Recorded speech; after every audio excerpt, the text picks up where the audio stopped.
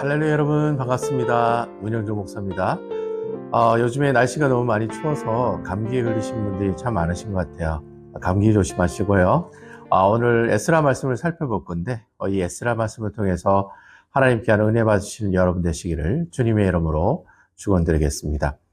이번 달 주보를 보시면 매일 묵상으로 에스라에 관한 이야기가 나오고 있습니다. 보통 이 에스라라고 하는 이 책은요, 이 독자들이 바벨론 포로로 갔다가 다시 돌아온 이스라엘 백성들에게 읽으라고 준 책입니다. 보통 성경에 보시면 이렇게 바벨론 포로로 갔다가 다시 돌아온 이스라엘 백성들에게 읽으라고 준 책이 한 8권 정도 있는데요. 에스라와 느헤미야, 에스더, 역대기상, 역대기하, 그리고 학개, 스가랴, 말라기 이 8권이 하나님께서 이스라엘 백성들에게 바벨론 포로로 갔다 온 이스라엘 백성들에게 읽으라고 준 책들입니다. 특별히 여러분 그 에스라와 느헤미야는 히브리어 성경에 보면 한 권의 책으로 되어 있습니다. 후대에 이 에스라와 느헤미야를 나눴는데요. 원래 이 한 권의 책으로 되어 있기 때문에 서로 이렇게 겹치는 내용들이 많이 보이는 모습을 여러분 볼 수가 있을 겁니다. 그래서 우리가 잠시 에스라가 어떤 내용으로 되어 있는지를 한번 살펴보면요.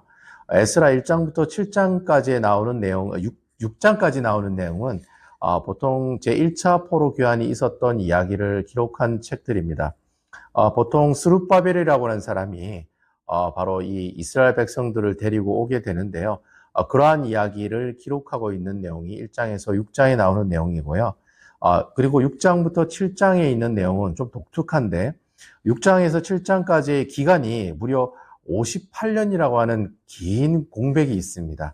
바로 그 공백에 있는 동안에 바로 그 두 권의 책이 기록이 되는데요. 바로 에스더와 그리고 역대기 상하가 기록이 됩니다.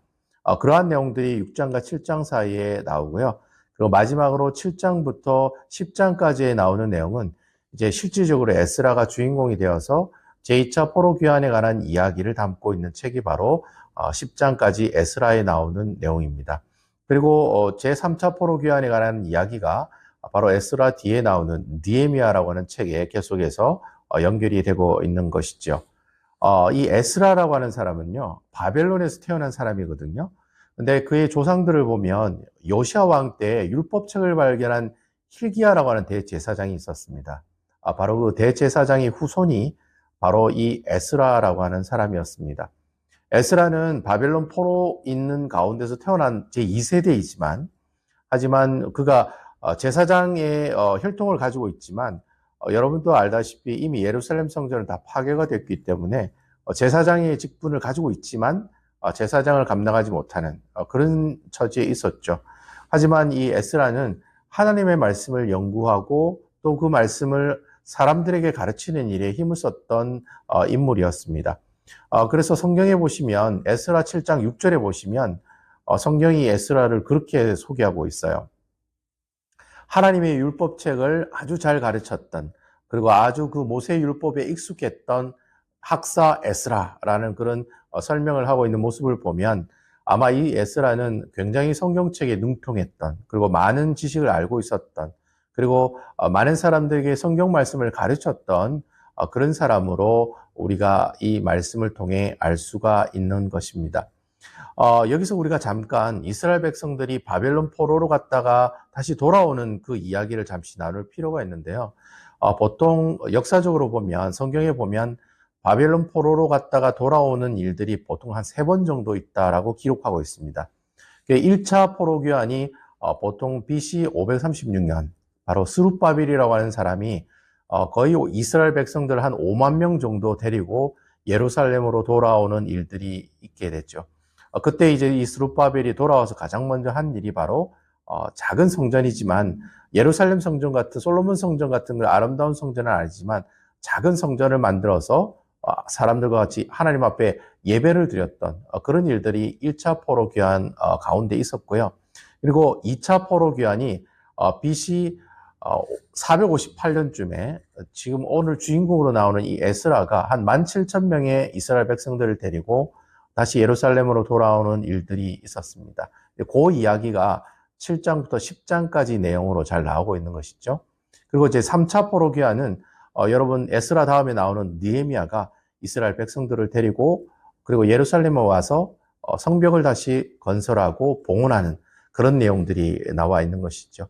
이렇게 세 번에 걸쳐서 이스라엘 백성들이 하나님의 약속에 따라서 다시 예루살렘으로 돌아오는 그런 큰 축복을 누리게 됩니다. 바로 이 에스라는 그 두 번째 포로 귀환을 주도했던 그리고 인도했던 사람이 있죠. 근데 에스라가 예루살렘에 도착했을 때 큰 문제가 있었는데요. 이미 에스라가 두 번째로 예루살렘에 왔을 때는 이미 스룹바벨이 도착하고 난 다음에 58년이 지난 시기였습니다. 그러니까 그 58년이라는 세월 동안에 이스라엘 백성들이 어떻게 변했냐면 영적으로 도덕적으로 굉장히 타락한 삶을 살아가고 있었다라고 하는 겁니다. 예배당이 있지만 스룹바벨 성전이라고 하는 작은 예배당이 있지만 사람들은 예배를 드리지 않습니다. 그리고 오히려 바벨론 포로에 있었던 이방 문화에 너무나도 익숙해서 많은 사람들이 많은 남자들이 이방 여자와 같이 결혼을 하는 이것은 분명히 하나님께서 율법을 통해서 금지해 놓은 사항이죠. 그렇게 하지 말라고 분명히 하나님께서 말씀하셨는데도 불구하고 많은 사람들이 아무렇지도 않게 이방 여인과 결혼을 하는 그런 일들이 일어나고 있었다라고 하는 겁니다. 이렇게 에스라가 예루살렘 땅에 왔을 때 이미 많은 이스라엘 백성들이 영적으로나 육적으로 또 윤리적으로 도덕적으로 타락한 모습을 보면서 그들에게 하나님의 말씀을 다시금 가르치고 또 그 하나님 말씀을 지킬 것을 강조한 내용이 바로 우리가 읽고 있는 에스라에 나오는 말씀이다라고 하는 것이죠. 그래서 에스라는 크게 이스라엘 백성들에게 두 가지를 강조하는 내용을 우리에게 보여주고 있습니다. 첫 번째는 하나님의 주권을 회복하라라는 것입니다. 많은 사람들이 이스라엘 백성들이 그런 생각을 해요. 우리가 바벨론 포로로 있다가 다시 예루살렘으로 돌아온 것은 다 고레스 왕 때문에 그렇다. 그 사람이 우리들에게 너무나도 좋은 그런 여건을 주고 또 이렇게 허락을 했기 때문에 우리가 바벨론 포로 가운데서 다시 돌아올 수 있었다라고 생각하는 사람들이 굉장히 많았습니다.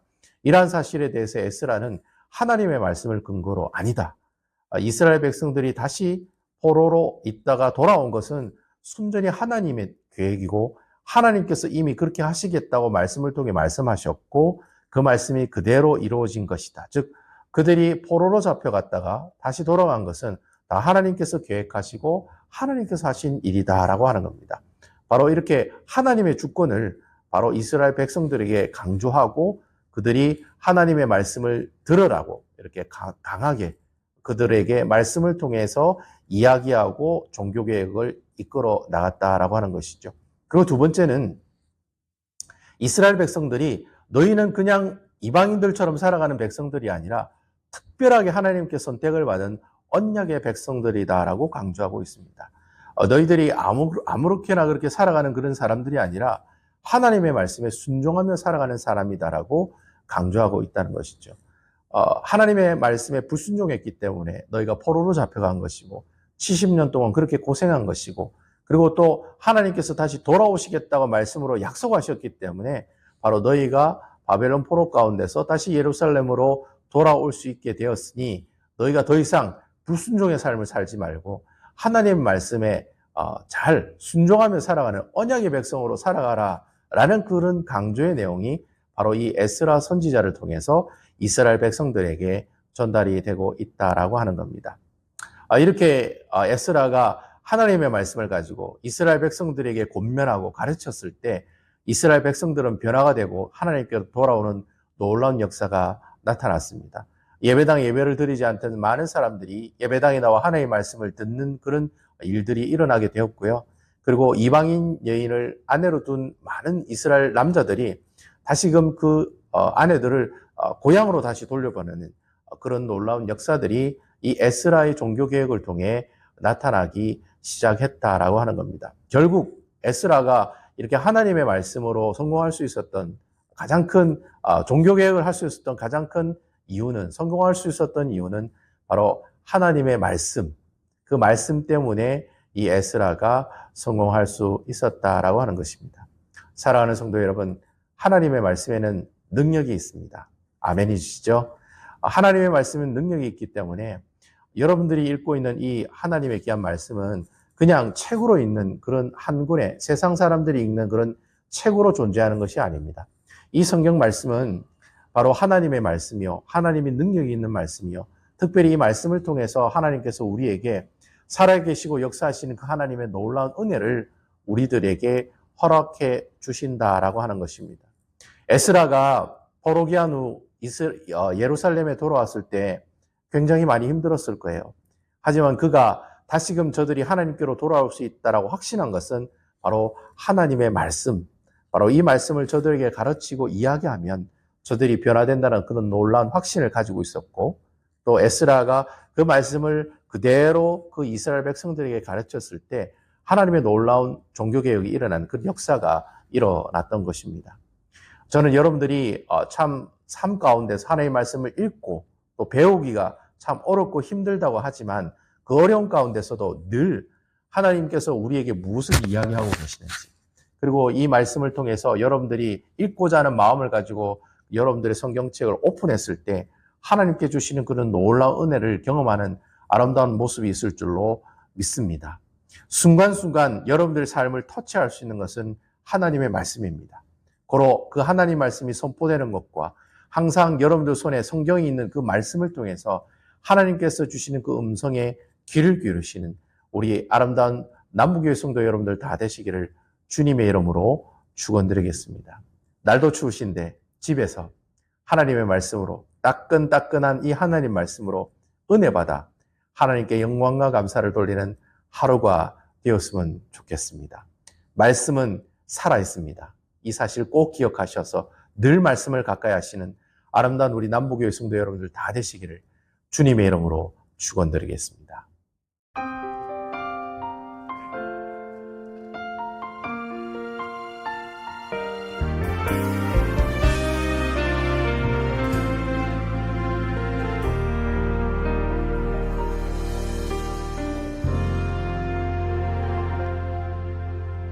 말씀 앞에서 경외함으로